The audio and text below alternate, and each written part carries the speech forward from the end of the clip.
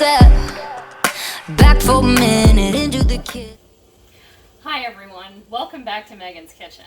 I know we've been on hiatus for a while, lots of crazy stuff going on. Vermont's been getting used to reopening because our numbers are a little lower for the pandemic. And so we've been in a big state of transition trying to figure out how to be safe and healthy in the best possible way. Additionally, here at Milton Abbey, we've been doing some renovations in the house. So everything's been kind of chaotic, but I definitely had to come back today because a very special ingredient was on sale at Hannaford, and that is lobster. So by special request from the gentlemen of Milton Abbey, today we're going to demonstrate how to make lobster rolls. So I've already got the pot boiling. If you know anything about lobsters, steaming or boiling is basically the top ways to prepare them. I tend to prefer boiling. And so I'm going to show you how to do that. I'm going to show you how to take the lobster apart and then show you how to assemble it into the lobster roll with the recipe that I prefer using, and talk about some other variations that you can use at home. So first things first, we've got our lobster here. These were on sale for $5.77 a pound at Hannaford, which is a very good price. So this guy here is about 1.5 pounds. Get a little closer so you can get a look at him. There we go. Don't get to know him. Anyway, we've got him all ready to go, and we've got the pot of water boiling. So we're going to start there. As you guys know, Rob and I lived in Maine for a year, and so it was there that I learned how to cook lobsters and, you know, some various things that I could do with them. So ever since we've moved around, it's something I've continued to enjoy every so often. Okay, now a lot of you out there are probably asking, what is the most humane way to kill a lobster? And that is something I've been very concerned about as well. One of the best things you can do for them is keep them cold for about 20 minutes prior to throwing them in the pot. That kind of relaxes them a little bit. The other thing that you can do to help them out a little bit is throw them into the pot head first. That is, I think, the most humane way to go about it. There are other ways that you can do that you can look up online that I'm not going to go into detail on here. Some people recommend freezing them for a while beforehand, but I definitely recommend you find the way that works for you. But this is serious business. This is I think the only time in my kitchen that I actually kill the ingredient beforehand. So I do take the responsibility very seriously. One of the things I do is I do thank the lobster before putting it in the pot. Because I really respect what it's doing for me, and that is one of the only times that this really occurs to me, because most of my ingredients come pre-packaged. Also, tip, do not name the lobster. You name it, you get attached. But this guy here, he's all ready to go, and so thank you for being our food. I really appreciate you. Do it fast. And put the top on right away. So here we go. Okay, he's in. One of the myths that you might hear is that lobsters scream when you put them into the pot. That is not true. They may move around a little bit, but those are reflexes. But I try to get him in there just thoroughly right away until I'm sure that he has, in the spirit of Monty Python, become an ex-lobster.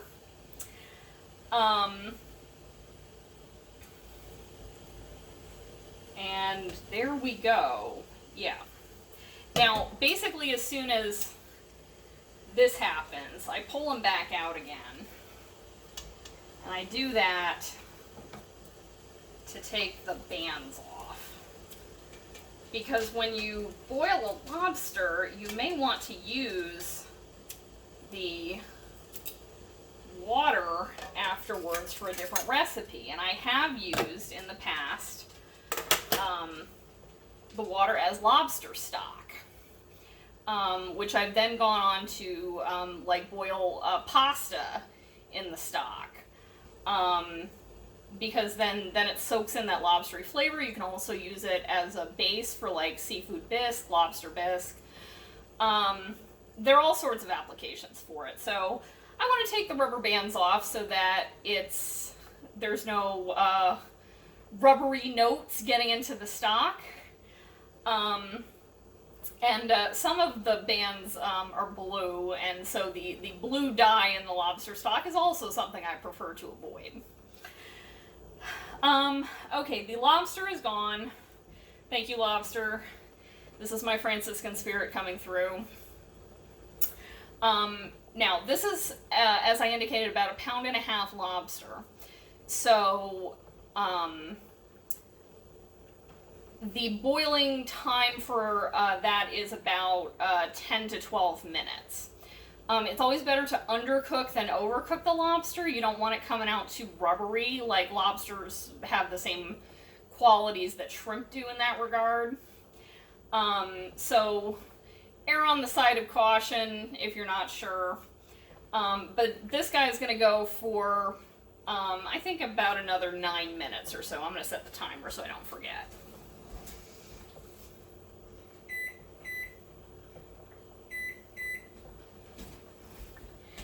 Okay, so we're set on this. Now, as you saw when I pulled it out, the lobster was a whole different color than when I put it in. I put him in, his natural color was brown, brownish red. When I pulled him out, he was like fire engine red. Red is definitely the color that you're going for in terms of, is it cooked? The color does not mean it's necessarily cooked thoroughly. However, I mean, you saw that was the lobster after about 30 seconds. And we need to make sure it's boiled for about 10 minutes. I do want to say there's a couple of different kinds of lobsters, and the kinds you can get are dependent on the season. So like this guy here is a soft shell lobster, which means that his shell literally is easier to break through. Hard shell lobsters tend to be a little bit bigger and have sweeter meat, but they are much harder to crack through. So our next piece will be showing you how to actually get through that and harvest all of the meat off of the lobster. And you'll see that it's going to be a little bit easier than if we had a hard shell lobster today. Also important to note, when we pull this out, I'm going to drain it as much as possible because the soft shell lobsters tend to absorb a lot of the water into their shells while they're cooking. So if you don't kind of drain them properly, then it's just going to be like a lobster water park in here. Okay, well, we're going to take a break for now. And what's going to happen is this guy's going to finish cooking. We're going to let him cool for about 20 minutes so that it's easy to handle. And then we'll go on to the next step. Okay, see you soon.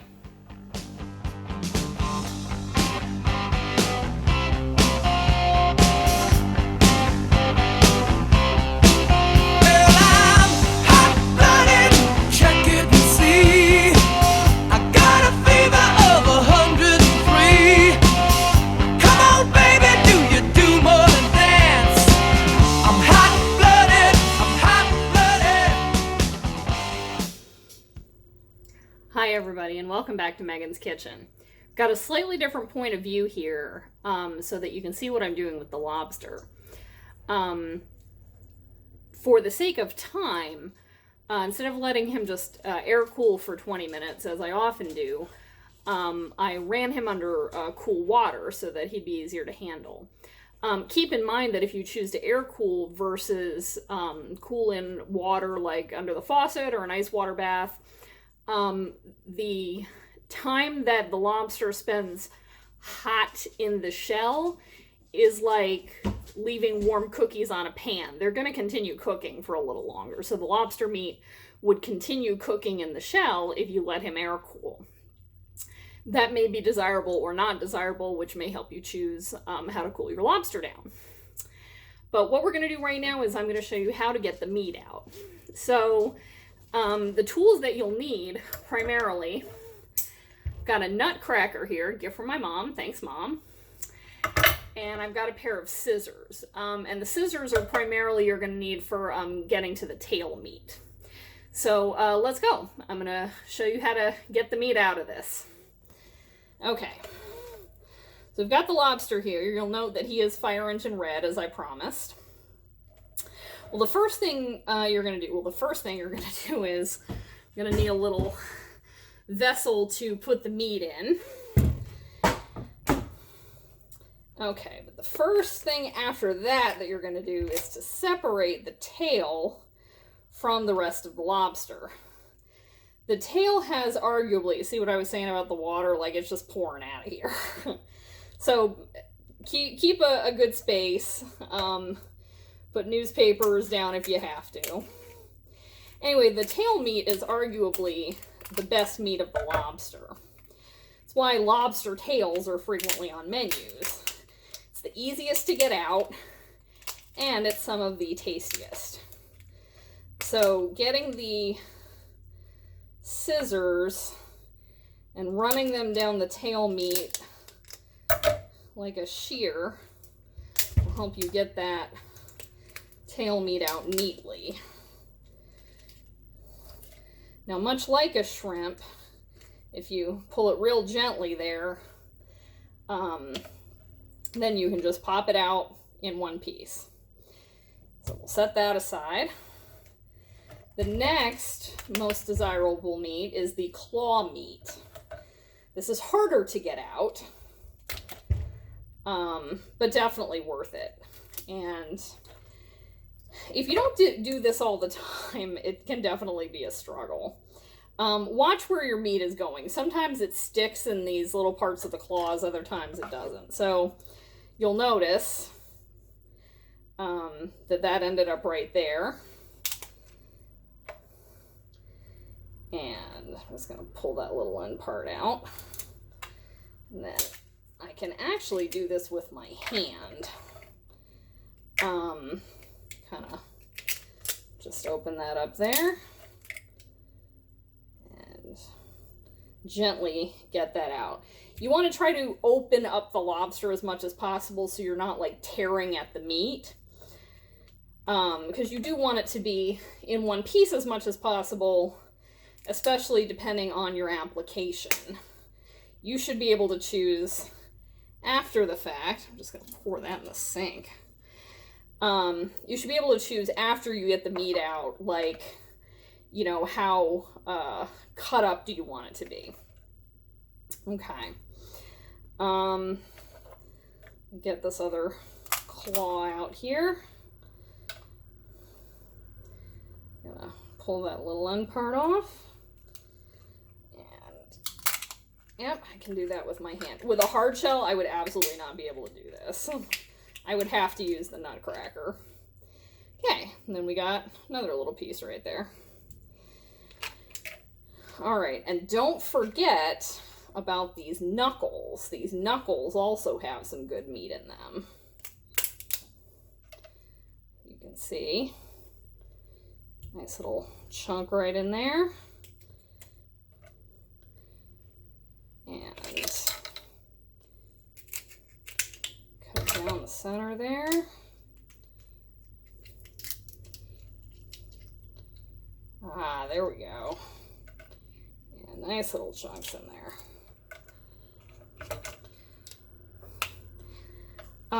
Depending on how much time and how much patience you have, you can get a fair amount of meat in here, but where you go searching for the meat,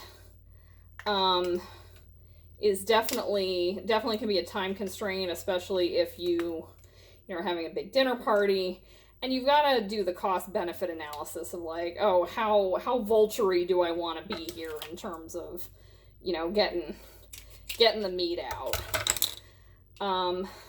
Sometimes if I have a lot of time and a lot of patience, I'll get it out of the legs. Other times I'm just like, no, I don't have time. I've got a big dinner party. I have 3 of these lobsters to do, and I don't bother with the legs at all. So you can pull these guys off. Actually, get the whole carapace off there. I want to point out what this stuff is, the green stuff in there. The green stuff is called tamale. It is neither guacamole nor wasabi. It does not taste like either of those. Some people do like the taste of it, and, will eat it if it's in there. If I recall correctly, I believe tamale is the contents of the lobster's stomach. So yeah, some people are into that. Other people are like, I want nothing to do with that. I'm the latter. I'm just like, nope, no dice. It really doesn't do anything for me. All right. One place, if you don't want to do the whole leg, one place that's good is like the very, very top of the leg. You can sometimes get some good meat out of there. But not always. And like I said, it's a cost benefit of, do you want these tiny scraps of meat? And if you go into the body there, you get some nice chunks right at the top.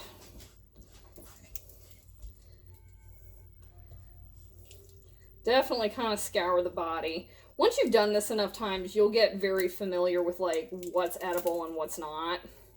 Like a lot of this is membrane. And you can tell just from touching it, like, oh, hey, is this going to taste good? Is this not going to taste good? Is this meat? Is this just sort of filler or something that I should avoid? But definitely go into the body and get out those few chunks that are in there. That is meat that's well worth it.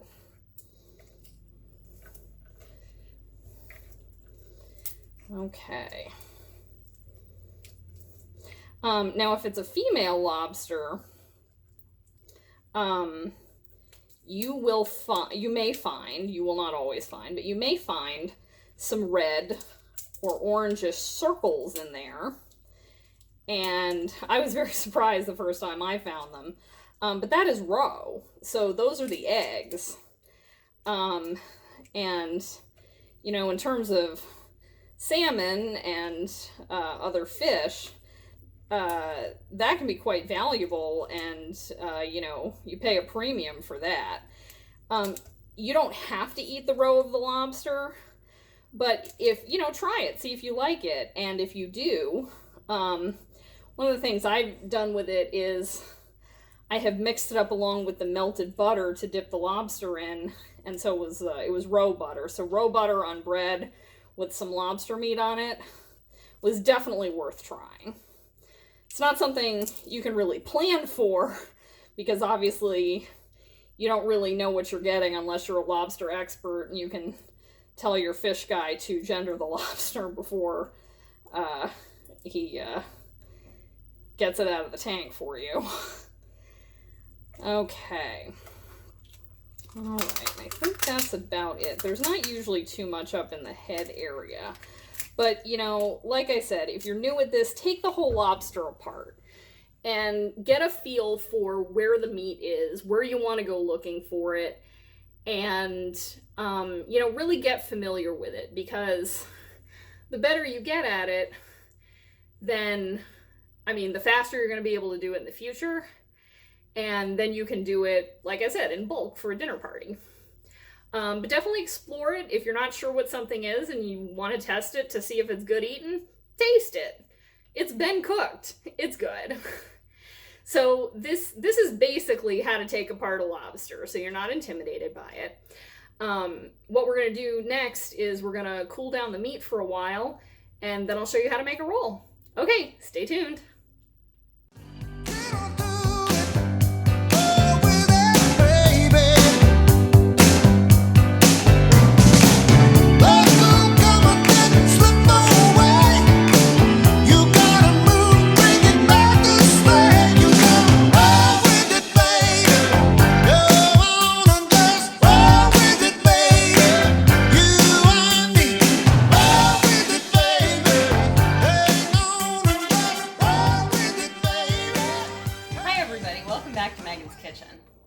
Okay, so what we're going to do now is I've got the lobster meat all chopped up. You'll notice it's definitely not a pound and a half of meat. The shell takes up a rather large proportion of the weight when you get a lobster of a certain poundage. So really we're coming out of this with maybe somewhere between a quarter and a half a pound of meat. So take that into account when you're serving a number of guests. Okay, so we're going to turn this into a lobster salad. Now, some people are purists and they say, no, there can be no mayonnaise in my lobster rolls. It is lobster and butter and that's it. I happen to like the lobster salad. I am certainly not against just the lobster and butter. One thing, however, is in my lobster salad, I generally never put celery. You guys know how I feel about celery. It is the dental floss of vegetables. It does not belong with my lobster. So we're going to go ahead and throw in a little bit of mayonnaise and some spices. So got my Cane's mayonnaise right here. This is the brand that I use that we can get up here in New England. And so we'll get... And we don't want to drown the lobster in mayonnaise. The mayonnaise should be an accent only, just to kind of really kind of bring everything together. So for this amount of lobster, I'd say I put in 2 to 3 tablespoons of mayonnaise. And then what I'm going to do is I'm going to put in about a half a tablespoon of Emerald's essence. Now, this is a recipe you can find online. You guys know who Emerald is, the bam, kick it up a notch Cajun chef from Food Network. He created this spice mixture called Emerald's Essence, otherwise known as Bayou Blast. And I didn't really know what to think of it when I first saw it. And he sells it in stores pre-mixed, but I like to mix my own. I'll tell you why. It's got such spices in it as thyme, oregano, cayenne pepper, salt, black pepper, and garlic powder, onion powder. I think I've named just about all of them. But the base is paprika. Now, he does not specify in his mixture what kind of paprika to use. It made all the difference in the world when I started putting in smoked paprika. It really did, in fact, kick it up a notch. It just gave like this whole other depth to the spice mixture that I love putting in here. Now, you're probably like, now remember what I always say. When you're adding spice, and I'm not giving you like exact numbers here in terms of your measurements. Add it, taste it, add more if you think you need more, but add in increments. Like, I really do like a good portion of this in here, so I have a better idea, having made this a number of times, how much I like. But definitely add and taste, and you may prefer, like, more of a shadow of essence as opposed to, it really getting in there. Especially with the cayenne in it, you don't want to overwhelm the delicateness of the lobster.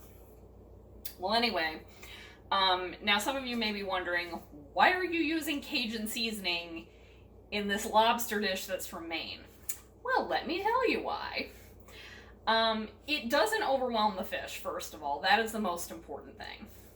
Secondly, some of you might be familiar with Maine as being home to Acadia National Park. Well, it's called Acadia National Park, and that area was originally part of Acadia, where French Canadian settlers came and built communities. Well, eventually, a number of them made their way down to Louisiana and became Cajuns, Acadians.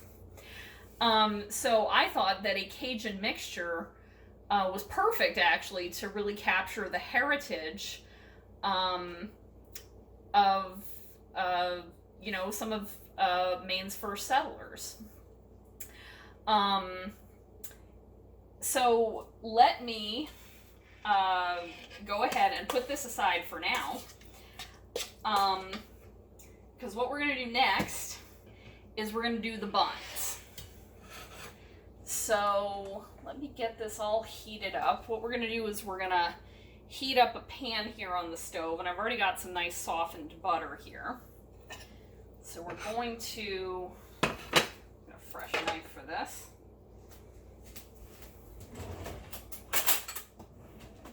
We're going to get some butter off of the stick. We're going to spread it onto these split top buns.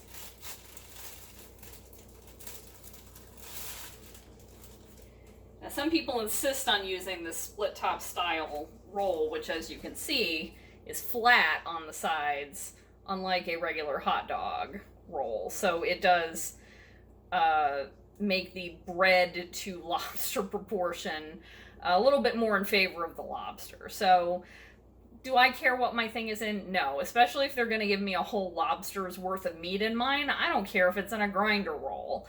But this is the traditional roll to start with. Now, I know some of you out there will use mayonnaise instead of butter as the browning and flavor agent, and that's fine. I think you guys should try it and see what you like. But I'm going to start with butter. I think butter, given that we already have a lot of mayonnaise in the lobster salad itself, I think we could use a bit of butter on the rolls. So we're going to go ahead, butter both sides of both rolls. Now I'm going to watch these real carefully. Normally I don't go through all this fuss and, I'll just maybe toast the rolls, or maybe toast them and then dip them gently in some clarified butter. But for the purposes of this, may as well give it a whirl. Alright, so one thing I do not want is burn rolls here.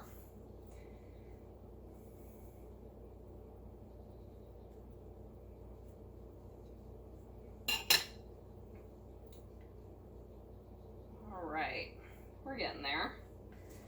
Turn it up just a bit.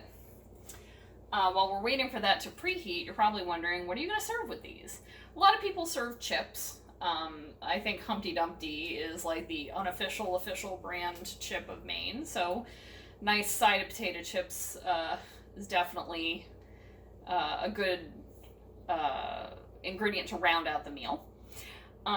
Tonight, I decided to do something a little different. A lot of people like corn on the cob as one of their sides. I guess they're figuring if you're going to get messy in a butter-coated entree, may as well get messy with a butter-coated side. But since we're doing rolls, I thought it would be good instead to do, I made some maple jalapeno cornbread. And I'm going to whip up some maple butter to go on top of that. And I think that'll be a real good side. Very carby, but I think it'll be suitable. I also got some summer slaw from the Hannaford, because coleslaw is another popular side. So I think this will make a nice rounded meal. A little sweet, a little spicy. I think it's going to go really well. Alright, so I think we're good here on how heated the pan is. Let's hope so. So we're going to wait for maybe about a minute and see how that toasts up. And then we'll flip them. So, since the last time I've seen you guys, I had a bit of a kitchen incident, and I want to provide a public service announcement. So, I was frying some salmon skin in oil a few weeks ago, and the oil got very, very hot, like hotter than I would have preferred at the point I put the salmon skin in. And I put the salmon skin in, and it splattered everywhere. This is why we wear aprons. Unfortunately, that day I was not wearing my apron, and that oil went right through my dress. Didn't make any holes, obviously, but like, you know, I had blistering wounds right here from a hot oil splatter, and I'm glad it didn't splatter anywhere else. So be careful. Don't let your pans and your oil get too hot. Don't leave them unattended, because, you know, kitchen injuries do happen. They are very real. And I'm still not completely healed up. Everything is fine, obviously, but I want you guys to be aware and be prepared and wear your aprons. Okay. Getting a nice little bubble there. Flip it over. Okay, it's not quite brown on that side, so we'll let it brown a bit more. I make my share of French toast in the pan, but obviously that's got an egg coating too to help protect the bread so it doesn't get burned. So I'm having to learn a whole new time system here with these buttered buns. Normally I just throw stuff in the toaster oven. Make it easy, make it doable. Does sound really nice. I've got a good sizzle on there. Some kitchen sounds are just like beautiful to hear.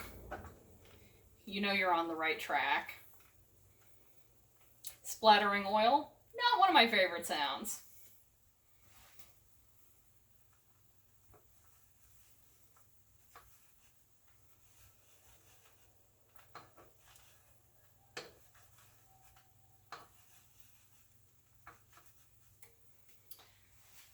Obviously, I don't have a cocktail with me this evening. I did everything in such a hurry. I didn't take the time to pour myself anything. But things to pair with lobster rolls, white wine would be a very excellent pairing. People often describe Chardonnay as having a buttery nature to it. That would go really well.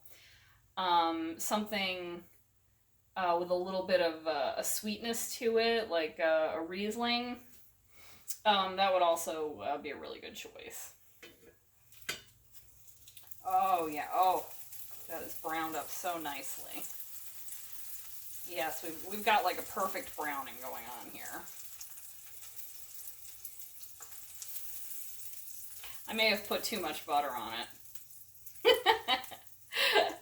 Too much butter, that's a good one. Starting to sound like Paula Deen. Yikes. Maybe I better back this up a little.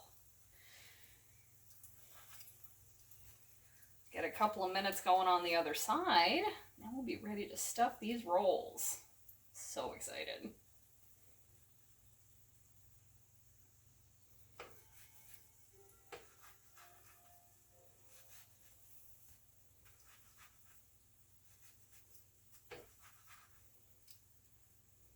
I have to say, I'm so excited to do this. I usually only make lobster about once a year now when I do the Feast of the Seven Fishes, so, or when I have company who's from out of town and who either requests this or who hasn't had it, so this is a nice excuse. Lobster goes on sale, you make it work. Oh, here's another helpful hint. Get rid of the lobster shells as soon as you can. If you do not, and you just throw them in your garbage can, your kitchen will reek of like just penetrated lobster. Like it, ugh. I love lobster. I don't love the smell of leftover shell. It's just too much. So get it outside into a can right away. Here in Vermont, we've been mandated to compost, so I got the shell inside our little composting unit as soon as possible, which has a charcoal filter, so it blocks the smells. Uh, Very, very helpful. And remember, if you spilled any of that lobster water, as I did, I was definitely cleaning that up. Remember, that's lobster stock. That's full of lobster essence. You don't want to let that just sit around.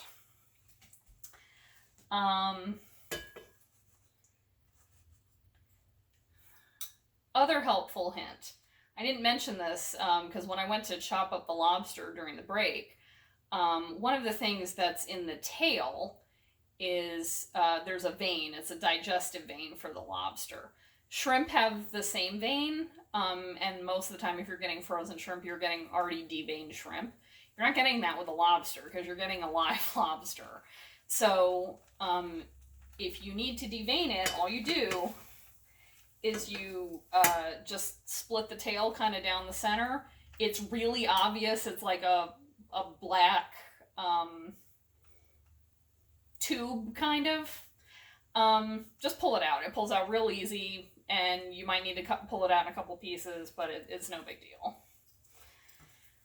Also, for your reference, I did look it up. The tamale, the green stuff I was talking about, is the pancreas and liver, or it's the same thing that functions as that for the lobster. So that is what you are actually pulling out of there. So if you don't want lobster giblets, don't eat them. But some people really love it. They consider it a delicacy. Apparently it's used for soups and stocks and things. Okay, we've got a nice brown going on there. That's like a nice French toast brown, which is what I was going for. Let's turn our stove off. Okay.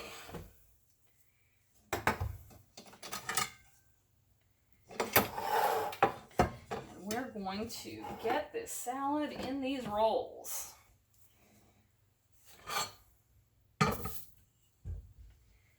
All right. Now the rolls are hot, so do be careful. All right, get a nice scoop there. Get it into the roll. There we go.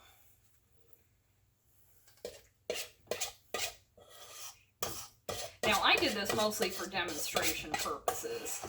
This is technically enough for rolls for 2 people, but not really. Like, you want to be really generous with your rolls and really pile that goodness up high. 1 lobster per person is a much better choice. But, you know, when you got a couple of good sides to go with it, it's enough. Since lobster is pricey, sometimes what I've done is I will have, I'll do surf and turf, so I'll do lobster rolls and then do steak with that. And that ends up being really good because then nobody's left hungry. So, oh yeah. It's a nice Cajun kick. All right. So here is one of our beautiful lobster rolls. Thank you for joining me today.